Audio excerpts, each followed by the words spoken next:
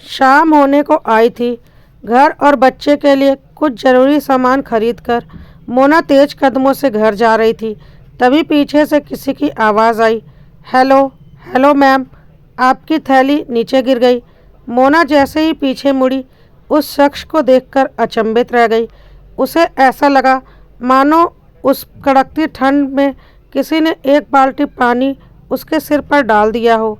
पूरे बदन में कपकपी फैल गई, होठ सूखने लगे, आंखों के सामने अंधेरा छाने लगा और वो बेहोश हो गई।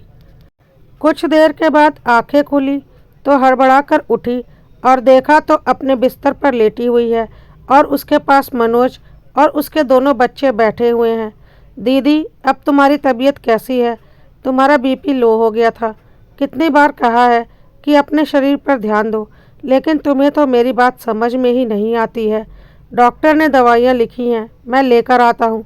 इतना कहकर मनोज वहाँ से चला गया। मम्मा, आपको क्या हो गया था?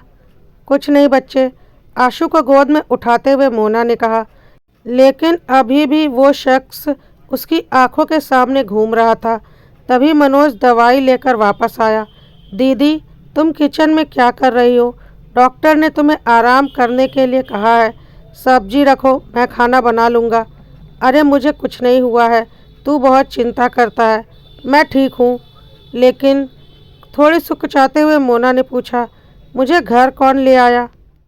मुझे किसी ने फ़ोन किया तुम्हारे मोबाइल से, तो मैं वहाँ आया और देखा विमला चाची और रमा चाची तुम्हें पकड़े हुए लेकर आ रहे थे। ये कहो कि मैं पास ही बंटी के घर ट्यूशन ले रहा था। पता नहीं किस शख्स ने फ़ोन किया था। मेरे आने से पहले शायद वो चला गया था। अब हर समय मोना के आंखों के सामने उसी शख्स का चेहरा घूम रहा था। दूसरे दिन मोना अपने बैग में लंच बॉक्स रख रही थी। तभी उसकी नज़र रवि की तस्वीर पर पड़ी जो उसने पर्स में रखी थी। रवि की तस्वीर देखकर वह अतीत में खो गई। तभी मनोज ने कहा, दीदी मैं स्कूल के लिए निकल रहा हूँ। मोना सकपका कर उठ गई। हाँ हाँ ठीक है। दोनों बच्चे उसी स्कूल में पढ़ते थे जिस स्कूल में मनोज टीचर था। मोना भी तैयार होकर दफ्तर के लिए निकल गई। रास्ते भर उस शख्स का इंतज़ार कर रही थी। फिर सोचा, ये कैसे हो सकता है? शायद मेरा वहम हो। यही सोचते सोचते ऑफिस पहुंच गई। शाम को काम से निकलने में थोड़ी देर हो गई।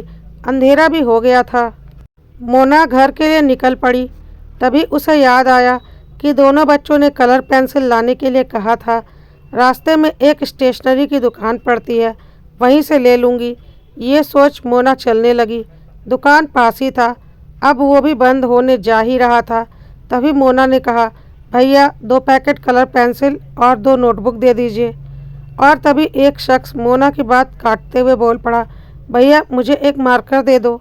इतना कहकर मोना की तरफ मुड़ा। अरे आप तो वही हैं जो कल मिली थी। अब कैसी हैं आप? कल आप मुझे देखकर बेहोश हो गई थी। क्या हो गया था आपको? मोना कुछ नहीं बोल पाई, बस एकटक देखती रही। तभी दुकानदार ने कहा, बहन जी ये रहा आपका सामान और ये आपका भाई साहब। मोना ने पैसे दिए और दुकान से बाहर निकल गई। सुनिए, मेरा नाम साहिल है और आपका? नाम सुनकर मोना के कदम रुक गए और कुछ देर साहिल की तरफ देख वापस जाने लगी। घर पहुंचकर खाना बनाकर खिलाया और बच्चों को सुलाने के बाद गहरी सोच में डूब गई। क्या ऐसा हो सकता है? बिल्कुल रवि की छवि, वैसी ही मुस्कान, वही चुलबुलापन, वही बोलने का ढंग। क्या वो मेरे लिए वापस आया है? इतना सोचते ही चेहरे पर एक मुस्कान फैलते ही सिमट गई। लेकिन उसने तो मुझे पहचाना ही नहीं। आंखों से आंसू की बरसात होने लगी। दिल में बिछोह का असहनीय दर्द उठ गया। रोमा का रोम रोम रो रहा था। दिल से यही आवाज़ आ रही थी, क्यों चले गए मुझे इस मझधार में अकेला छोड़कर। रोते रोते ना जाने कब उसकी आंख लग गई। सुबह मोना ने खुद को समझा लिया कि वो रवि नहीं है, लेकिन दिल मानना नहीं चाहता था। और आज आईने में करीब से खुद को देखा तो उसे एहसास हुआ कि समय से पहले उसके चेहरे पर झुर्रियाँ पड़ गई हैं। रवि को मोना का सादा रहना बिल्कुल पसंद नहीं था। अपनी सूनी कलाइयों को देख उसे रवि की कही बात याद आई।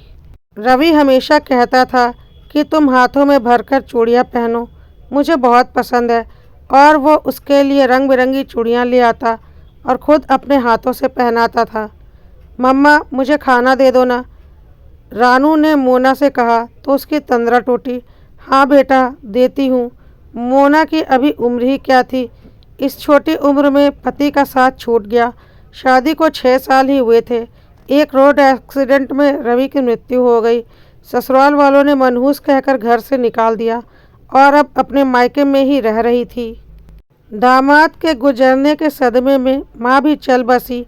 अब बस इकलौते भाई का ही सहारा था। मनोज ने कुछ लोगों की मदद से मोना की नौकरी लगवा दी थी। जब से उसने साहिल को देखा था तब से मोना की ज़िंदगी में उथल पुथल मच गई थी। दिन रात वही नज़र के सामने रहता, खोई खोई ही रहने लगी थी, उसकी तरफ खिंचती जा रही थी। रास्ते में उसके आने का इंतज़ार करना, उसकी एक झलक पाने की कोशिश में लगी रहती। आज फिर ऑफिस से लौटते वक्त वो लड़का मिला। सुनिए, उसने मोना को पुकारा। आज मोना रुक गई। एक लिफाफा थमाते हुए उसने हैप्पी न्यू ईयर कहा। उत्तर में मोना ने सेम टू यू कहा। फिर दोनों की बात शुरू हो गई। मोना इतनी सुंदर थी कि किसी का भी दिल उस पे आ जाए। आपने अपना नाम नहीं बताया। मोना, मोना नाम है मेरा।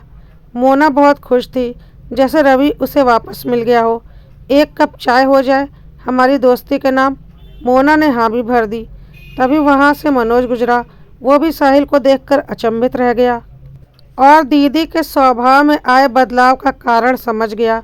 मनोज घर पहुँच गया और मोना का इंतज़ार करने लगा। करीब आधे घंटे बाद मोना आई। बड़ी देर कर दी आपने, मनोज ने कहा। वो ऑफिस में काम अधिक था इसलिए देर हो गई। दूसरे दिन सुबह उठकर देखा तो मोना जल्दी जल्दी नाश्ता तैयार कर रही थी। मैंने नाश्ता तैयार कर दिया है, तुम बच्चों को उठा दो। मैं नहाकर आ जाती हूँ, नहीं तो स्कूल के लिए लेट हो जाएंगे, मनोज से बोली। दीदी आज इतवार है और आज हमें मंदिर जाना है, क्या तुम ये भी भूल गई? मोना सक पका गई। अरे आज रविवार है, मैं तो भूल ही गई थी। लेकिन मंदिर क्यों जाना है? तुमने कोई पूजा रखी है क्या? दीदी आज जीजा जी की बरसी है, ये बात तुम कैसे भूल सकती हो? परछाई के पीछे भागने से कुछ हासिल नहीं होगा और वो साहिल एक मृतृष्णा है और कुछ नहीं। ये सब सुनकर मोना जैसे चीर निद्रा से उठ गई और आज उसे अपने आप से घृणा हो रही थी। आज रवि की बरसी थी और उसे याद नहीं रहा। मैंने रवि का बहुत दिल दुखाया है, वो मुझे कभी माफ़ नहीं करेंगे। मुझे माफ़ कर दो मनोज, मैं भटक गई थी, परछाई के पीछे भाग रही थी। इतना कहकर रवि की तस्वीर के सामने चीख चीख कर रोने लगी। बच्चे रोने की आवाज़ सुनकर उठ गए और वो भी रोने लगे। मनोज ने मोना को संभालते हुए कहा, दीदी शायद तुम्हारी जगह कोई और भी होता तो वो भी यही करता, इसमें तुम्हारी कोई गलती नहीं है। साहिल जीजा जी की परछाई है, सिर्फ परछाई। परछाई के पीछे भागने से कुछ हासिल नहीं होगा। संभालो अपने आप को, तुम्हारी प्राथमिकता बच्चे होने चाहिए, उनके भविष्य पर ध्यान दो। जीजा जी भी यही चाहते होंगे। मोना ने अपने भाई मनोज से कहा। हाँ भाई, तुम ठीक बोल रहे हो। सब कुछ जानते समझते हुए मैं कैसे साहिल को देखकर यह सोच सकती हूँ कि रवि वापस आ चुका है, जबकि रवि का अंतिम संस्कार मेरी आंखों के सामने हुआ था। सच में यह सब कुछ एक मृतृष्णा है, लेकिन कोई इतना हमशक्ल कैसे हो सकता है? मनोज ने बोला। छोड़ो दीदी, हम लोग यह मोहल्ला बदलकर दूसरे जगह चले जाएंगे। मोहल्ला बदल जाएगा तो सब ठीक हो जाएगा, मोना ने कहा। हाँ ठीक है, मैं भी वहीं से अपने ऑफिस आया जाया करूँगी। रवि भला कैसे वापस आ सकता है? उसके बाद मोना अपने बच्चों और भाई के साथ रवि के लिए रखी गई पूजा करने मंदिर चली गई। लेकिन पता नहीं ईश्वर को क्या मंजूर था, साहिल भी उसी वक्त उस मंदिर में मिल गया। मोना ने उसे अनदेखा कर दिया और आगे बढ़ने लगी, लेकिन साहिल ने आगे बढ़कर उसका हाथ पकड़ लिया और बोला, प्लीज़ मुझे ऐसे अवॉइड मत करो। पता नहीं क्यों तुम्हें देखकर मुझे खिंचाव सा महसूस होता है, जैसे तुमसे मेरा कोई रिश्ता है। मैं खुद पर काबू नहीं रख पाता और तुम्हारी आंखों में मुझे अपने लिए एक चाहत नज़र आती है। क्यों छुपाना चाहती हो अपनी चाहत को? मोना के साथ मनोज भी था और उसने साहिल का हाथ झटक दिया और बोला, दूर रहो मेरी दीदी से। ऐसे ही मेरी दीदी बहुत दुखी है और तुम अपनी फालतू की बातें करके उसके दुख को और मत बढ़ाओ। साहिल ने बोला, मैं तुम्हारी दीदी का दुख बढ़ाना नहीं चाहता, बल्कि हर कदम पर उसके साथ चलकर उसके सारे दुख बांटना चाहता हूँ, पर कम से कम वह मेरी बात तो सुने। अब मोना के सब्र का बांध टूट चुका था। उसने साहिल का हाथ पकड़ा और खींचकर उसे पूजा वाली जगह पर ले गई, जहाँ रवि की तस्वीर पर माला चढ़ी हुई थी, और साहिल को दिखाते हुए बोली, देखो, यह है मेरी सच्चाई और यही है मेरी आंखों में दिखने वाले चाहत का सच। जानते हो यह कौन है? यह मेरे पति हैं रवि, और यह दोनों जो बच्चे हैं ना, उनकी आखिरी निशानी है। वह हूबहू तुम्हारे जैसे दिखते थे, इसलिए तुम्हें देखकर मैं अपने होश खो बैठी थी, लेकिन अब मैंने अपने मन को समझा लिया है, क्योंकि मुझे बहुत अच्छे से पता है कि तुम बस रवि की परछाई हो और कुछ नहीं। और ऐसे मृग तृष्णा के पीछे भागकर मैं सिर्फ और सिर्फ अपना और अपने बच्चों का भविष्य खराब करूंगी, अपने घर परिवार की बदनामी करूंगी, अपने भाई का दिल दिखाऊंगी, और शायद तुम्हारी ज़िंदगी भी खराब हो जाए। इसलिए हाथ जोड़ती हूँ तुम्हारे, दूर रहो मुझसे। रवि की फ़ोटो देखकर साहिल को पता नहीं क्या हुआ और वह जोर का चक्कर खाकर गिर पड़ा, जिसे देखकर मनोज और मोना दोनों घबरा गए। उन्हें उसके बारे में कुछ भी नहीं पता था। मनोज ने साहिल की जेब से उसका पता ठिकाना खोजने की कोशिश की तो उसके जेब में एक दुकान का कार्ड मिला, जो बगल के शहर के एक हार्डवेयर की दुकान थी, और उसमें एक फ़ोन नंबर लिखा हुआ था। मनोज ने उस नंबर पर फ़ोन किया और साहिल के बारे में बताया, तो उधर से दुकान के मालिक कौशल जी की आवाज़ आई, आप लोग उसके पास ही रहिए, हम तुरंत आते हैं, वह हमारा बेटा है। थोड़ी देर के बाद कौशल जी और उनकी पत्नी आनंदी जी मंदिर में आ चुके थे। दोनों जल्दी ही साहिल को लेकर डॉक्टर रस्तोगी के क्लिनिक की तरफ भागे। मनोज और मोना ने बोला कि डॉक्टर रस्तोगी तो दूसरे शहर में बैठते हैं, आप यहीं के किसी डॉक्टर के पास साहिल को लेकर चलिए। उतनी दूर जाने से अच्छा है कि पास के डॉक्टर के पास चला जाए। तो कौशल जी और आनंदी जी बोले, साहिल को डॉक्टर रस्तोगी ही ठीक कर सकते हैं। मनोज और मोना भी काफ़ी घबरा गए थे।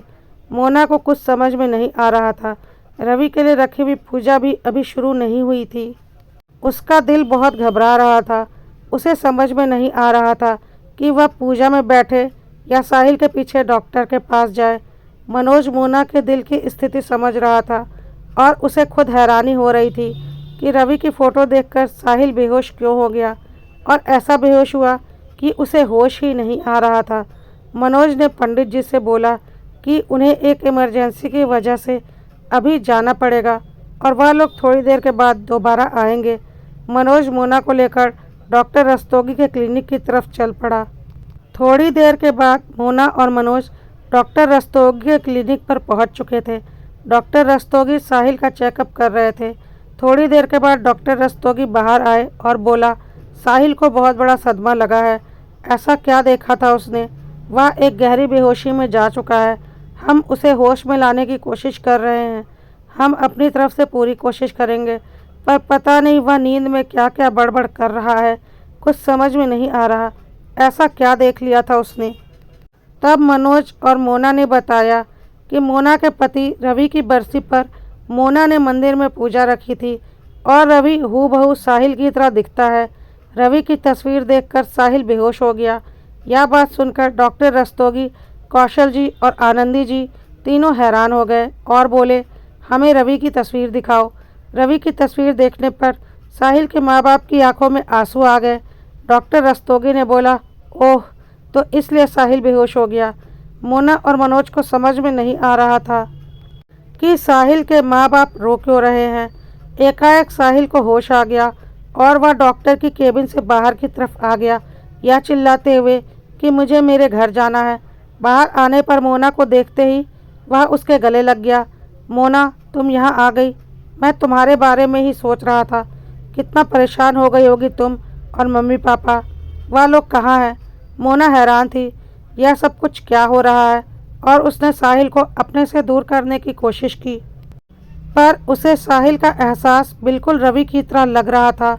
उसे कुछ भी समझ में नहीं आ रहा था। मोना हैरानी से साहिल की ओर देख रही थी और साहिल के माँ बाप और डॉक्टर रस्तोगी मोना की ओर।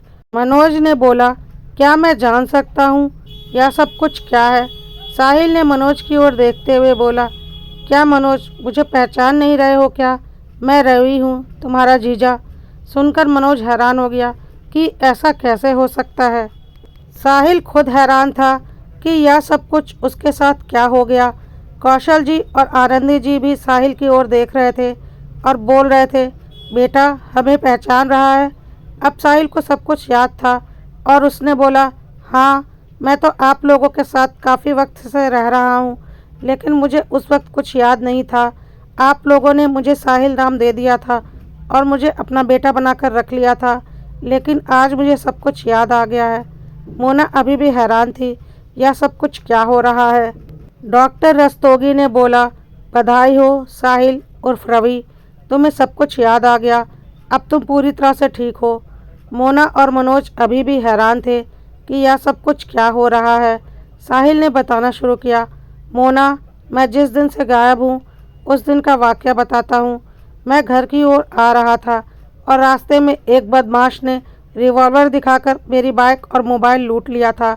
उस वक्त मैं ब्रिज के ऊपर था। मेरी बाइक और मोबाइल लूटने के बाद उसने मुझे ब्रिज से नीचे की ओर धक्का दे दिया था और मैं नीचे नहर में गिर गया था और मेरा सिर एक पत्थर से टकराया था। उसके बाद मुझे कुछ याद नहीं। पता नहीं कैसे मैं कौशल जी और आनंदी जी के पास पहुंच गया था। उन्होंने मुझे डॉक्टर रस्तोगी को दिखाया था, पर मुझे कुछ भी याद नहीं आ रहा था और मेरा घर परिवार खोजने की उन्होंने बहुत कोशिश की, पर मेरे पास मेरी कोई आईडी नहीं थी, तो आज तक वह लोग मेरा घर परिवार नहीं खोज पाए और मैं उनके पास उनका बेटा बनकर रह रहा था, क्योंकि उनकी कोई औलाद नहीं थी। अभी 1 महीने पहले ही उन्होंने अपने हार्डवेयर की नई दुकान इस शहर में खोली, जहां मैं उसे संभालने आया था और तुमसे मुलाकात हो गई। और देखो, आज मुझे सब कुछ याद आ गया, लेकिन इस बीच क्या हुआ यह सब मुझे याद नहीं। लेकिन तुम लोगों ने मुझे खोजने की कोशिश क्यों नहीं की? क्या मेरी गुमशुदगी की कोई रिपोर्ट नहीं लिखवाई? तुम लोगों ने मुझे मरा हुआ कैसे मान लिया और मेरे बरसी की पूजा कैसे रख ली? इस पर मनोज ने बोला, यह आप क्या बोल रहे हैं? आपका एक्सीडेंट हुआ था और आपकी डेड बॉडी हमें मिली थी आपकी बाइक और मोबाइल के साथ, इसलिए हम लोगों ने आपको मरा हुआ मान लिया था और इसीलिए आपके गुमशुदगी की कोई रिपोर्ट नहीं लिखवाई, क्योंकि आपकी लाश हमारे सामने थी तो हम आपको कैसे खोजते। अब रवि को सब कुछ समझ में आ रहा था और उसने बोला, उस दिन एक्सीडेंट हुआ तो होगा, लेकिन उसमें मैं नहीं मरा था बल्कि वह लुटेरा मरा था। और यह सब बातें शायद किसी को नहीं पता, क्योंकि मेरी याददाश्त के साथ मेरी सारी बातें भी दफन हो गई थी, जो आज सबके सामने खुली हैं। क्या तुम लोगों ने जिसका अंतिम संस्कार किया था उसका चेहरा देखा था? अब मोना और मनोज हैरान थे और उन्हें अच्छे से याद था कि एक्सीडेंट में रवि की पूरी बॉडी बुरी तरह से डैमेज हो चुकी थी और उसका चेहरा पूरी तरह से बिगड़ चुका था, जिसे खोला ही नहीं गया था। सब लोग हैरान हो रहे थे, आखिर इतना बड़ा चमत्कार जो हो गया था। आगे की बात कौशल जी और आनंदी जी ने बताई और बोला, हम लोग हर शाम को नदी के किनारे टहलने जाते थे और उस दिन भी हम टहलने गए हुए थे कि हमें साहिल नदी के किनारे बेहोश मिला था। हमने उसे बाहर निकाला और डॉक्टर के पास ले गए। पुलिस केस भी हुआ, लेकिन साहिल के पास कोई आईडी नहीं मिली, कोई उसे नहीं पहचानता था, उसे कुछ भी याद नहीं आ रहा था। हम लोगों ने हर तरह से साहिल के परिवार को खोजने की कोशिश की, लेकिन उसका कोई सुराग नहीं मिल रहा था। हमने ही रवि को साहिल नाम दे दिया, क्योंकि इसे इसका नाम भी याद नहीं था, और बोला जब तक इसे इसके परिवार के बारे में सब कुछ याद नहीं आ जाता, या हमारे साथ हमारा बेटा बनकर रह सकता है और हमारी दुकान पर काम कर सकता है। वैसे भी हमारी कोई औलाद नहीं थी, इसलिए धीरे धीरे हम साहिल को अपना बेटा ही मानने लगे थे, और यह भी हमें अपने माँ बाप की तरह सम्मान देता था और हमारा ख्याल भी रखता था। पर हम दिल से चाहते थे कि साहिल को उसका परिवार मिल जाए, क्योंकि हमें पता था कि इसके परिवार वाले इसे ज़रूर खोज रहे होंगे, पर हमें यह नहीं पता था कि इसके परिवार वाले इसे मरा हुआ मान चुके होंगे। अब आगे साहिल ने बोला, और आज ईश्वर की लीला देखो, मैं उसी शहर में उसी मोहल्ले में आकर रहने लगा जहाँ तुम रहती थी, और आज जब तुम मेरी आत्मा की शांति के लिए पूजा करने गई तो ईश्वर ने हमारा मिलन करा दिया। मोना और मनोज हैरान थे। कि क्या इतना बड़ा चमत्कार भी हो सकता है कि कोई मरा हुआ इंसान वापस आ जाए। मोना को अब समझ में आ रहा था कि आज पूजा भी नहीं हो पाई क्योंकि उसका सुहाग जिंदा था। रवि के मुंह से सारी सच्चाई सुनकर मोना रवि से लिपटकर जोर जोर से रोने लगी। रवि ने बोला, मम्मी पापा कहाँ हैं? मनोज ने सारी बात रवि को बता दी। सुनकर रवि हैरान हो गया कि एक माँ बाप इतना निर्दयी कैसे हो सकते हैं कि बेटे के नहीं रहने पर उसकी पत्नी और बच्चों के साथ इतनी बड़ी नाइंसाफ़ी कर दी जाए और उन्हें दर दर की ठोकर खाने के लिए घर से निकाल दें। घृणा हो गई थी रवि को अपने माँ बाप की हरकत से। उसने साफ साफ बोला, पुत्र को तो कुपुत्र कहा ही जाता है, लेकिन आज ईश्वर की चमत्कार की वजह से एक मरा हुआ इंसान जिंदा हो गया और अपने माँ बाप का कुपिता और कुमाता वाला रूप भी देख लिया, जिन्हें अपने बेटे के लिए तो प्यार था, लेकिन अपने बेटे के बाद उसकी पत्नी और उसके बच्चों के लिए कोई प्यार नहीं था। वैसे भी उनके लिए तो मैं मर ही चुका हूँ और तुम लोगों की इतनी दुर्दशा करने के बाद मेरे दिल में अब उनके लिए कोई जगह नहीं है। मम्मी पापा, क्या मैं आप लोगों के पास अपने परिवार के साथ रह सकता हूँ? क्योंकि आप लोगों ने तो एक बेघर को सहारा दिया था, तो उसकी पत्नी और बच्चों को भी अपना लीजिए। और जिनके लिए मैं मर चुका हूँ उनके लिए मैं मरा हुआ ही रहना चाहता हूँ, क्योंकि मेरे मरने के बाद उन्होंने मेरे जीवित पत्नी और बच्चों को मरने के लिए छोड़ दिया था, तो मैं नहीं चाहता कि उन्हें कभी पता चले कि मैं जीवित हूँ। मैं हमेशा साहिल बनकर रहना चाहता हूँ। कौशल जी और आनंदी जी को लग रहा था कि रवि के माँ बाप को सच्चाई पता लगनी चाहिए, पर रवि और मोना उस दर्द को भूल नहीं पा रहे थे जो उसके माँ बाप ने उसके बाद उसके परिवार को दिया था। मनोज आज बहुत खुश था क्योंकि ईश्वर ने बहुत बड़ा चमत्कार कर दिया था और उसकी बहन का उजड़ा हुआ घर दोबारा बस गया था।